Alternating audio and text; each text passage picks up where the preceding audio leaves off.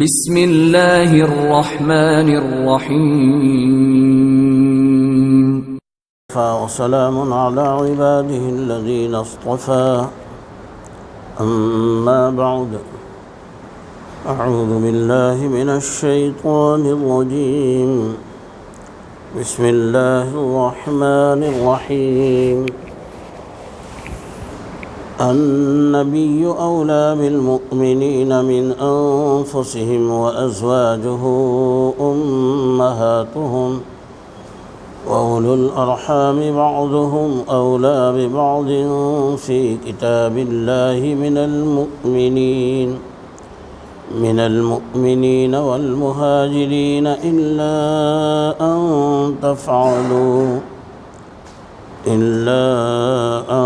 تفعلوا إلى أوليائكم معروفا كان ذلك في الكتاب مسطورا وإذ أخذ الله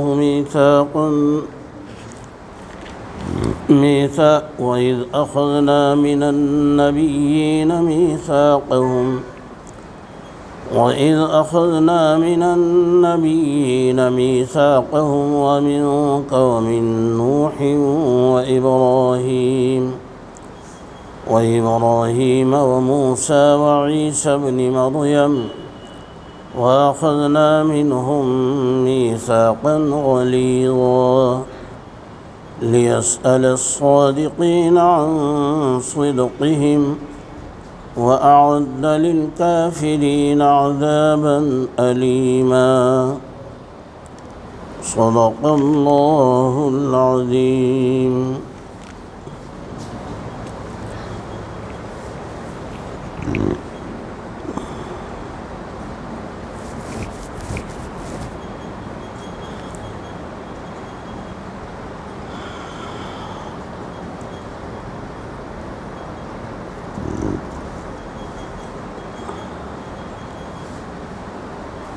النبی اولیٰ بالمؤمنین من انفسهم وازواجہ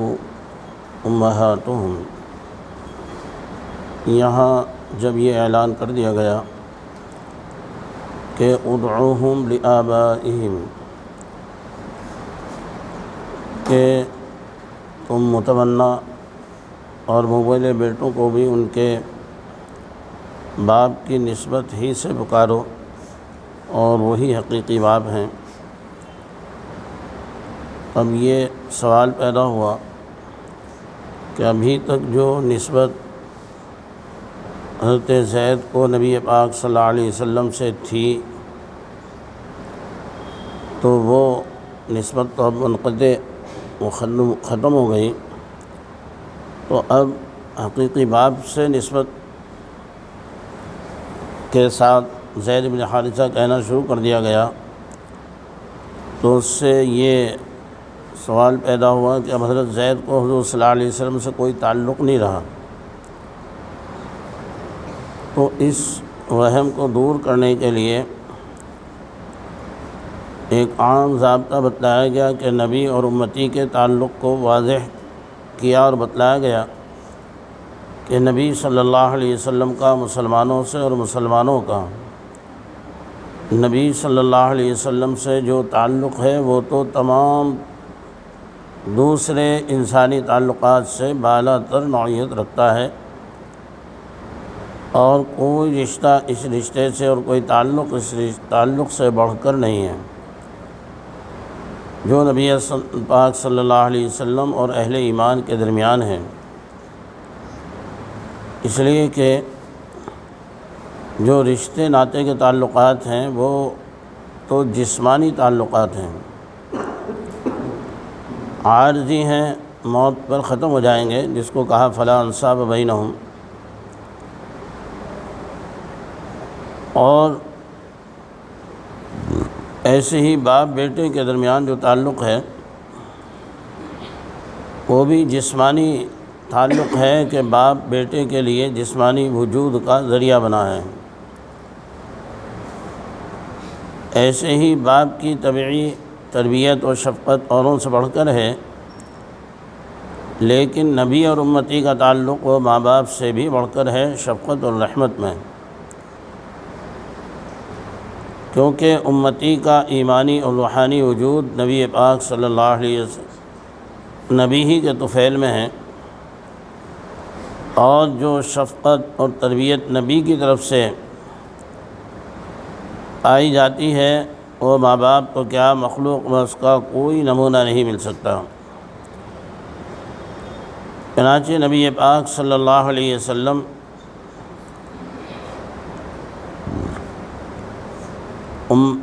امتی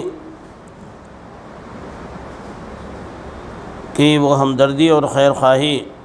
شفقت اور تربیت فرماتے ہیں جو خود اس بندے کا اپنا نفس بھی اپنی تربیت نہیں کر سکتا، دیکھ بھال اور شفقت اور نہیں کر سکتا۔ ماں باپ اولاد کو نقصان پہنچا سکتے ہیں، لیکن نبی سے کبھی اس کی امید نہیں کی جا سکتی کہ وہ کسی امتی کے ساتھ کوئی اس طرح کا معاملہ کرے گا کہ نقصان پہنچا سکیں۔ چنانچہ نبی پاک صلی اللہ علیہ وسلم کی تعلیمات اور ہدایات سے امت کے ساتھ جو شفقت اور تعلق واضح ہوتا ہے وہ باپ بیٹے کے درمیان نہیں ہو سکتا۔ نبی وہ حقیقی خیر خواہ ہوتا ہے اور اس کی تعلیمات میں سراسر نفع ہی نفع ہوتا ہے۔ اس لیے ایک جگہ یہ فرمایا گیا، لَقَدْ جَاءَكُمْ رَسُولٌ مِّنْ أَنفُسِكُمْ عَزِيزٌ عَلَيْهِ مَا عَنِتُّمْ حَرِيصٌ عَلَيْكُمْ بِالْمُؤْمِنِينَ رَءُوفٌ رَحِيمٌ، کہ تمہارے درمیان ایک رسول آئے ہیں، انہیں اگر تمہیں کوئی گرانی پہنچتی ہے تو انہیں وہ گرانی جو تکلیف تمہیں پہنچے بڑی شاق گزرتی ہے۔ ایمان والوں پر تو وہ بڑے رؤوف ہیں، شفیق ہیں، بڑے مہربان ہیں۔ چنانچہ بدر کے قیدی جو نبی پاک صلی اللہ علیہ وسلم کے مقابلے پر آئے تھے، انہیں جب باندھ کر اور مسجد نبوی میں رکھا گیا تو جن چیزوں سے انہیں باندھا گیا تھا، ہتھکڑیاں وغیرہ، ذرا سخت کسی ہوئی تھیں، اس کی وجہ سے بعض قیدی کی کراہ نکل جاتی۔ نبی پاک صلی اللہ علیہ وسلم نے فرمایا کہ ان کی مشقیں اور ہتھکڑیاں ذرا ڈھیلی کر دی جائیں، ان کی کراہ کی وجہ سے میں رات بھر نہیں سو سکا ہوں۔ حالانکہ وہ تو مومن بھی نہیں تھے، وہ تو کافر تھے۔ اسی طرح سے روایتوں میں آتا ہے کہ نبی پاک صلی اللہ علیہ وسلم نے فرمایا کہ بعض مرتبہ میں چاہتا ہوں کہ نماز لمبی کروں، لیکن پیچھے سے کسی بچے کے رونے کی آواز آتی ہے تو میں مختصر کر دیتا ہوں، صرف اس وجہ سے کہ کہیں اس کی ماں کا دل بے چین نہ ہو رہا ہو۔ اب اتنی چھوٹی چھوٹی باتوں پر اتنی نظر ہونا یہ کس قدر شفقت کی بات ہے۔ تو اللہ رب العزت نے فرمایا کہ النبی اولیٰ بالمؤمنین من انفسہم، کہ نبی صلی اللہ علیہ وسلم مومنین کے ساتھ خود ان کے اپنے نفس سے، ان کی اپنی یعنی خود ان کے اپنے وجود سے بھی زیادہ تعلق رکھتے ہیں، زیادہ قریب ہیں، اور نبی کی جو بیویاں ہیں وہ سب اہل ایمان کی مائیں ہیں، یعنی ان کا وہ مقام ہے جو ماؤں کا مقام ہوتا ہے، حقیقی ماں کا مقام ہوتا ہے، وہ نبی کی بیوی کا مقام ہے۔ اس لیے جیسے باپ کے مرنے کے بعد اپنی ماں سے آدمی نکاح نہیں کر سکتا، اسی طرح سے نبی کی وفات کے اس دنیا سے پردہ فرما جانے کے بعد کوئی بندہ ازواج مطہرات ان کی بیویوں سے نکاح نہیں کر سکتا۔ باقی اور رشتے ناتوں کے اعتبار سے وہ سب مسلمانوں کے لیے غیر محرم ہیں، یعنی اگر مسلمان ان سے بات کریں گے تو پردے سے بات کریں گے، مگر جو خاص رشتہ ہے نبی پاک صلی اللہ علیہ وسلم کی قرابت کی حیثیت سے اس ایمانی رشتے کے اعتبار سے وہ امہات المؤمنین ہیں، اور نبی چونکہ ایک روحانی باپ ہوتے ہیں اپنی امت کے، اس لیے انبیاء کی اپنے رشتہ داروں میں کوئی وراثت بھی تقسیم نہیں ہوتی ہے۔ اس کو خود نبی پاک صلی اللہ علیہ وسلم نے فرمایا،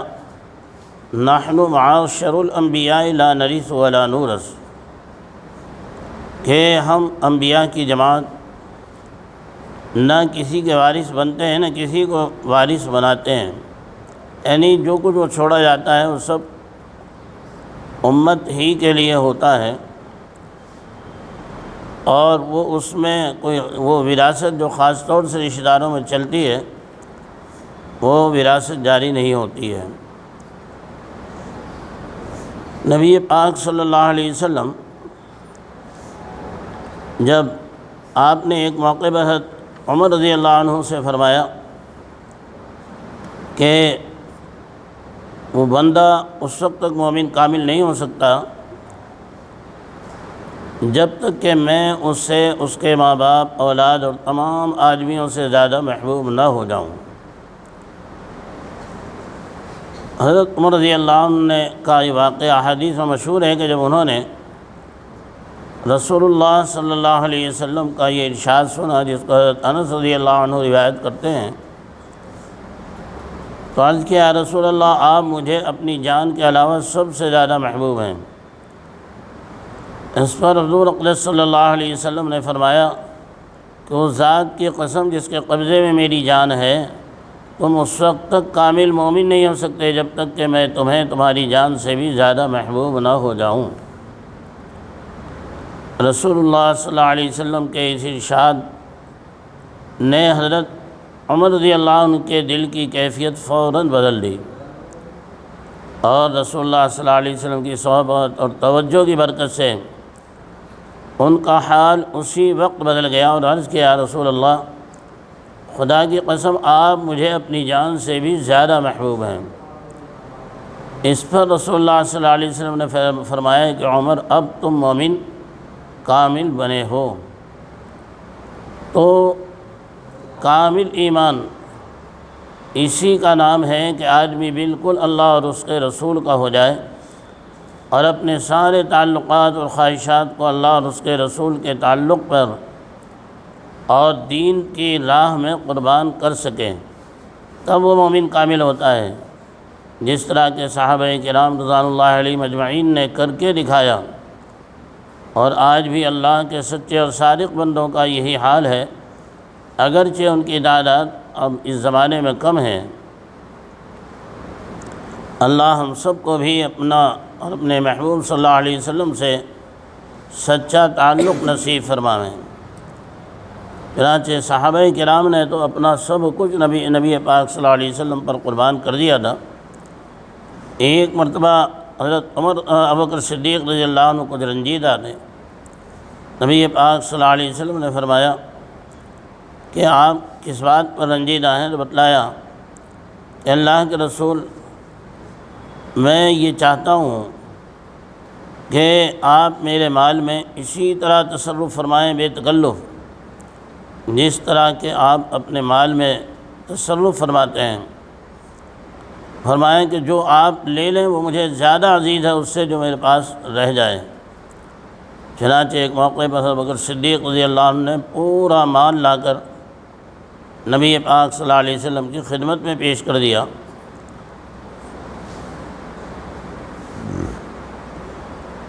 تو اس پر نبی پاک صلی اللہ علیہ وسلم نے فرمایا کہ ابوبکر، گھر کے لیے، اہل و عیال کے لیے کچھ چھوڑا؟ فرمایا کہ نہیں، صدیق کے لیے تو اللہ اور اس کا رسول کافی ہے، اس کے نام کی عظمت ہی، اس کی برکت ہی کافی ہے۔ تو یہ تعلق ہے نبی پاک صلی اللہ علیہ وسلم کا امت کے ساتھ، اور امت نے بھی اس تعلق کو نبھایا۔ چنانچہ صحابہ نے کوئی موڑ ایسا نہیں ہے کہ جہاں اپنی جان، مال، اولاد سب کچھ نبی پاک صلی اللہ علیہ وسلم پر نچھاور نہ کر دیا ہو۔ غزوہ بدر کے موقع پر جب نبی پاک صلی اللہ علیہ وسلم نکلے اس لیے تھے کہ ابو سفیان کے قافلے کو روکیں گے، لیکن وہ چلا گیا کنی کاٹ کر، مقابلہ ابو جہل کے قافلے سے، لشکر سے پڑ گیا۔ آپ کا کوئی ارادہ جنگ کا نہیں تھا، تیاری بھی نہیں تھی۔ کل 3 گھوڑے تھے، 3 تلواریں، 3 ساز زرہیں، 370 اونٹ تھے، سب کے بعد لاٹھی ڈنڈے اور پورا لباس بھی نہیں تھا، مگر اللہ تعالیٰ کا حکم آ گیا، اذا لقیتم فئۃ فاثبتوا، جب تمہاری کا مقابلہ ہو گیا، نہ چاہتے ہوئے بھی لشکر سے تمہارا مقابلہ پڑ گیا، تو اب تم جمو بھاگو نہیں، بس اللہ کو کثرت سے یاد کرتے رہو، اسی کو پکارتے رہو، اسی کی طرف متوجہ رہو، لعلکم تفلحون، تم کامیاب ہو جاؤ گے۔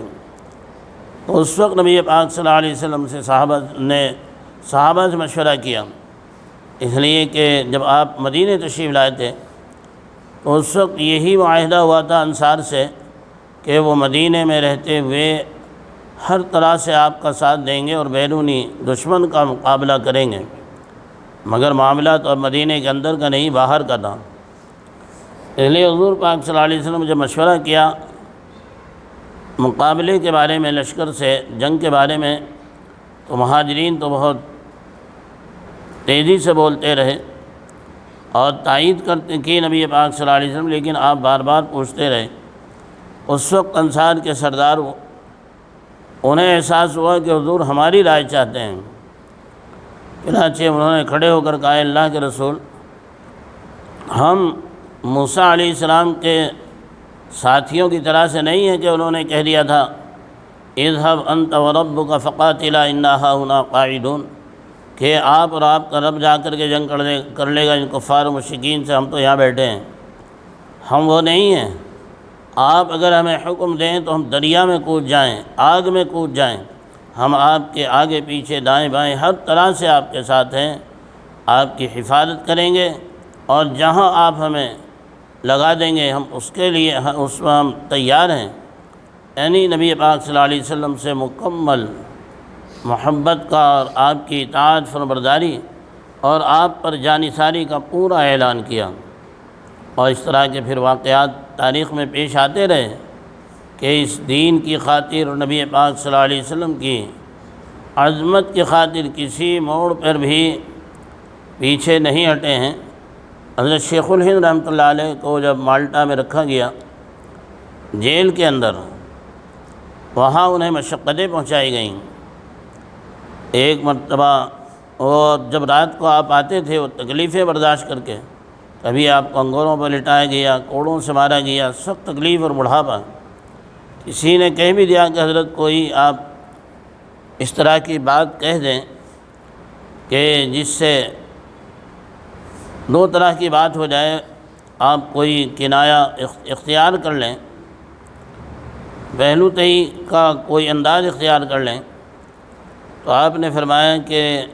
میں دراصل بیٹا ہوں، روحانی بیٹا ہوں، میں حضرت امام احمد بن حنبل کا، اور روحانی بیٹا ہوں میں صحابہ کا۔ اگر میں نے مداہنت کی تو میں ان حضرات کو کیا جواب دوں گا؟ ساری تکلیفیں اور مشقتیں برداشت کی، لیکن دین کی عظمت اور نبی پاک صلی اللہ علیہ وسلم کی رسالت کی اشان پر کوئی کسی موڑ پر آنچ نہیں آنے دی۔ تو امت نے بھی پیارے نبی صلی اللہ علیہ وسلم سے اپنی محبت کا ثبوت دیا، اور نبی پاک صلی اللہ علیہ وسلم کو جو امت کے ساتھ محبت ہے، وہ آپ کے زمانے کے لوگ ہوں یا آج کے۔ چنانچہ ایک موقع پر آپ تشریف فرماتے اور بڑی حسرت کے ساتھ آپ نے فرمایا، متی نلقی الاحبہ، اے اللہ میں اپنے محبوب امتیوں سے کب ملوں گا؟ بڑی حسرت کے ساتھ آپ نے فرمایا۔ صحابہ کہنے لگے کہ اللہ کے رسول، کیا ہم آپ کے محبوب نہیں ہیں؟ آپ نے فرمایا تم اصحابی، تم تو میرے صحابہ ہو، مجھے دیکھ رہے ہو، وحی اتر رہی ہے، فرشتے آ رہے ہیں، جبرائیل آتے ہیں، میرے احبہ وہ ہوں، محبوب وہ ہیں کہ جو بعد میں تشریف لائیں گے اور میری تصدیق کریں گے، اور وہ میرے اوپر اپنا سب کچھ نچھاور کر دینا غنیمت سمجھیں گے، اپنے مال اولاد سب کو قربان کر کے وہ چاہیں گے کہ ہمیں ایک نظر نبی پاک صلی اللہ علیہ وسلم کی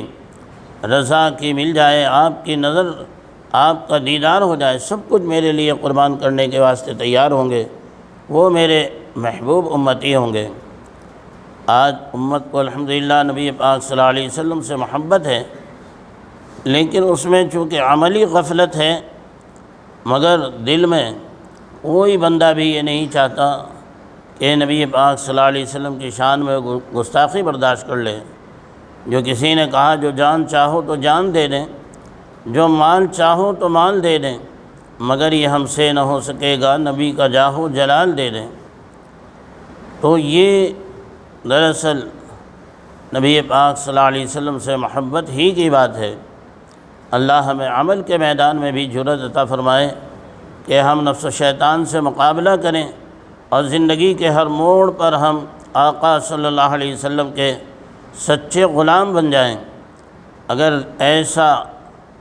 ہم نبی پاک صلی اللہ علیہ وسلم سے اس تعلق کا مظاہرہ کریں گے تو دنیا کی کوئی طاقت ہمیں نہ ذلیل کر سکتی ہے، نہ کمزور کر سکتی ہے، نہ جھکا سکتی ہے۔ اسی کو علامہ صدیق صاحب بانوی رحمۃ اللہ علیہ نے فرمایا تھا کہ خدا شاہد ہے ہم سارے جہاں پر حکمراں ہوتے، نبی پاک کی سنت اگر اپنا چلن ہوتا۔ نبی پاک صلی اللہ علیہ وسلم ہجرت کر کے جب مدینہ پہنچے ہیں تو وہاں آپ نے انصار اور مہاجرین، یعنی مدینہ کے جو اہل ایمان تھے ان کو انصار کہا جاتا تھا، اور جو اہل ایمان ہجرت کر کے باہر سے تشریف لائے تھے وہ مہاجر کہلاتے تھے۔ ان حضرات کے درمیان نبی پاک صلی اللہ علیہ وسلم نے بھائی چارہ قائم کر دیا، ایک انصاری ایک مہاجر کے درمیان، اور یہ بھائی چارہ یہاں تک تھا کہ انہوں نے آپس میں اپنی جائیداد کو بھی آدھے آدھے تقسیم کرنے کی کوشش کی اور ان میں وراثت بھی جاری ہوتی تھی۔ مگر جب یہ احکامات آئے تو اس کے بعد پھر اللہ تعالیٰ نے فرمایا کہ اب جو مواخات کا قانون ہے، اب تم آپس میں بھائی بھائی تو ہو، تو قیامت تک رہے گا، اہل ایمان ایمان کی نسبت پر بھائی بھائی ہیں، لیکن وراثت اگر تقسیم ہوگی، مال جو تقسیم ہوگا وہ رشتہ داری کے بنیاد پر ہوگا۔ رشتہ دار ہی وہ ایک دوسرے کے وارث بنیں گے۔ یہ ایمانی نسبت کے جو بھائی بھائی ہیں ایک دوسرے کے حقیقی وارث نہیں ہوں گے۔ باقی راستہ کھلا ہوا ہے، اگر کسی سے محبت ہے وہ اس کے لیے وصیت کر سکتا ہے، ہدیہ کر سکتا ہے، کسی بھی انداز سے مدد و تعاون اور دے سکتا ہے اسے، لیکن وراثت کا جو قانون جاری ہوگا وہ صرف رشتے کی بنیاد پر جاری ہوگا، وہ مواخات کی بنیاد پر وراثت کا قانون جاری نہیں ہوگا۔ اللہ تعالیٰ نے ان آیات میں اس کو اسی رشتے اور نسبت اور وراثت کو بتلایا ہے۔ فرمایا النبی اولی بالمؤمنین من انفسهم وازواجہ امہاتہم، نبی صلی اللہ علیہ وسلم کو مؤمنین کے ساتھ خود ان کے نفس سے بھی زیادہ تعلق ہے، اور زیادہ تعلق رکھتے ہیں نبی پاک صلی اللہ علیہ وسلم، اور آپ کی بیویاں ان کی مائیں ہیں، وہ امہات المؤمنین ہیں۔ وَأُولُو الْأَرْحَامِ بَعْضُهُمْ أَوْلَىٰ بِبَعْضٍ فِي كِتَابِ اللَّهِ مِنَ الْمُؤْمِنِينَ وَالْمُهَاجِرِينَ إِلَّا أَن تَفْعَلُوا إِلَىٰ أَوْلِيَائِكُمْ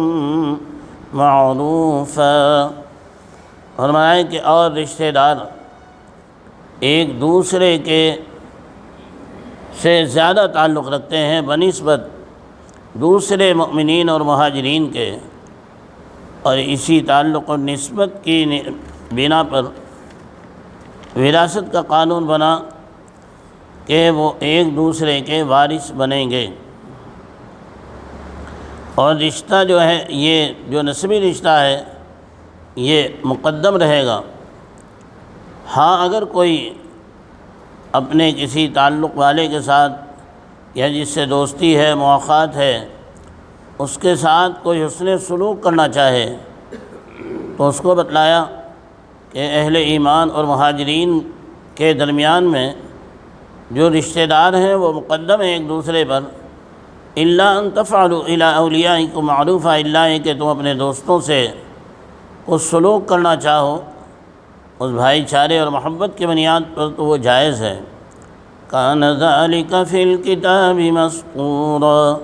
یہ بات لوح محفوظ میں بھی لکھی جا چکی ہے کہ وراثت جو اور یہ رشتہ اور ناطے جو ہیں، نسبی رشتے اور ناطے ہیں، یہ رشتہ داروں ہی کے ساتھ جڑیں گے، اوروں کے ساتھ محبت کے، پیار کے، دوستی کے، موالات کے رشتے قائم ہو سکتے ہیں، اور اسی بنیاد پر ایک دوسرے کے ساتھ ہمدردی کی جا سکتی ہے۔ اور ان رشتوں میں بھی جو رشتہ قریب کا ہوگا وہ اس قربت کے لحاظ سے وہ مقدم ہوگا دور کے رشتے کے مقابلے پر۔ یہ اللہ تعالیٰ نے فرمایا کہ یہ بات لوح محفوظ میں بھی لکھی جا چکی ہے۔ اللہ تعالیٰ ہم سب کو عمل کی سعادت نصیب فرمائے، اور پیارے نبی صلی اللہ علیہ وسلم اور اس دین حق سے ہمیں سچی وابستگی اور سچی محبت عطا فرمائے۔ وآخر دعوانا ان الحمد للہ رب العالمین۔ الحمد للہ رب العالمین والعاقبۃ للمتقین والصلاة والسلام علی سید الانبیاء والمرسلین وعلى آلہ واصحابہ الطیبین الطاہرین۔ یا ربی صلی وسلم دائما ابدا علی حبیبک خیر الخلق کلہم۔ ربنا آتنا فی الدنیا حسنہ وفی الآخرۃ حسنۃ وقنا عذاب النار۔ ربنا لا تزغ قلوبنا بعد إذ هديتنا وهب لنا من لدنك رحمة إنك أنت الوهاب۔ اے اللہ ہم سب آپ کے عاجز و مسکین بندے آپ کے دربار میں حاضر ہیں۔ اے اللہ آپ نے ہمیں قرآن کی اور درس قرآن کی اس مجلس میں بیٹھنے کی سعادت عطا فرمائی ہے۔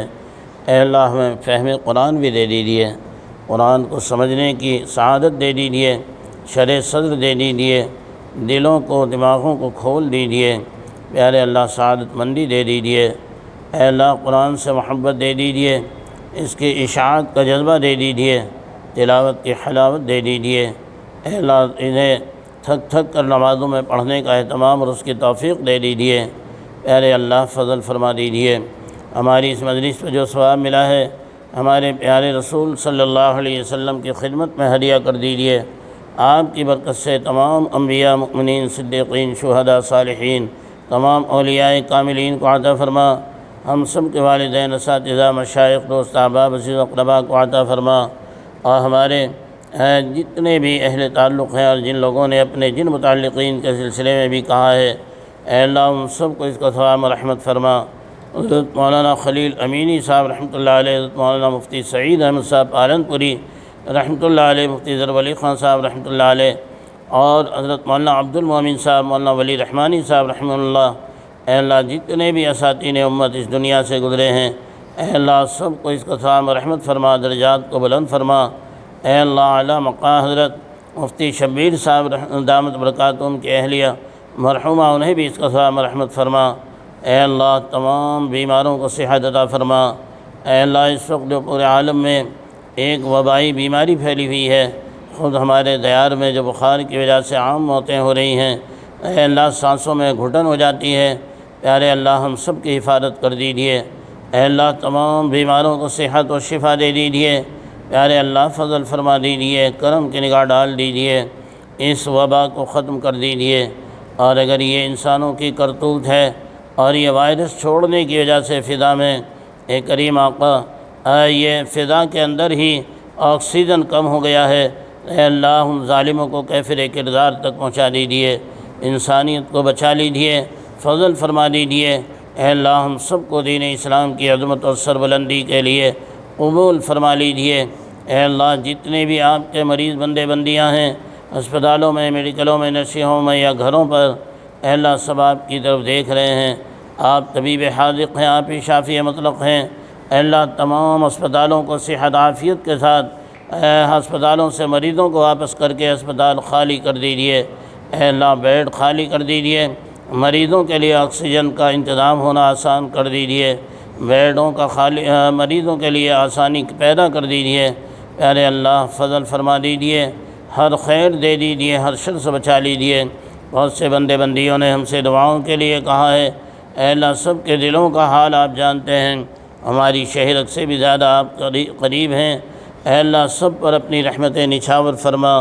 اے اللہ دنیا اور آخرت کی ہر خیر سے سرفراز فرما، ہر شر سے حفاظت فرما، ہمارے تمام ملی سرمایوں کی حفاظت فرما، تینوں حرموں کی حفاظت فرما، ام المدارس دارالعلوم دیوبند اور اس کے فیض کی جتنی بھی شکلیں ہیں اے اللہ سب کی بھرپور حفاظت فرما۔ الحمدللہ الذی عافانی مما ابتلاک بہ وفضلنی علی کثیر ممن خلق تفضیلا۔ پیارے اللہ ہم جب تک بھی جئیں تیری اطاعت، تیری محبت، تیری فرمانبرداری کے ساتھ پیارے رسول صلی اللہ علیہ وسلم کے نقش قدم پر چل کر جینا مقدر فرما۔ جب وقت آئے تو اکمل ایمان پر خاتمہ عطا فرما، اپنی رضا، اپنی محبت، اپنی معرفت، اپنی نسبت عطا فرما۔ ایک تمنا ہے قبول کر لیجئے، مصطفیٰ کے شہر میں اے ذوالمنن کرتا دو گز زمیں دو گز کفن، آخری حسرت جس پر زندگی کی سعادت موقوف ہے۔ ارے اللہ ہمارے ایمان کی آخری سانس تک حفاظت فرما، آخری سانس تک وَاعْبُدْ رَبَّكَ حَتَّى يَأْتِيَكَ الْيَقِينَ کی تعمیل بنا دیجئے، فضل فرما دیجئے۔ جب دم واپسی ہو یا اللہ لب پہ ہو لا الہ الا اللہ محمد رسول اللہ صلی اللہ علیہ وسلم، انت ولی فی الدنیا والآخرہ، توفنی مسلما والحقنی بالصالحین، لا الہ الا انت سبحانک انی کنت من الظالمین، سبحان ربک رب العزة عما یصفون، وسلام علی المرسلین، والحمد للہ رب العالمین۔